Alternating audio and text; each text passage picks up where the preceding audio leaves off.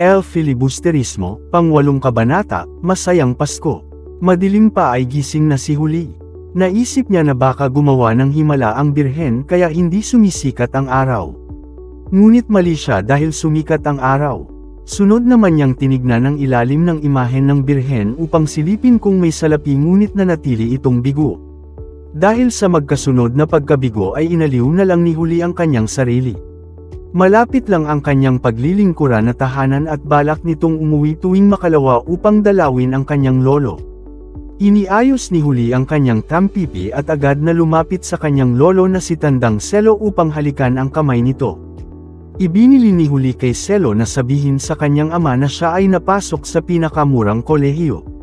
Dali-daling umalis si Huli ang makita nitong natitigmak na sa luha ang kanyang lolo. Araw ng Pasko, marami ang dumalaw na kamag-anak ni Selo.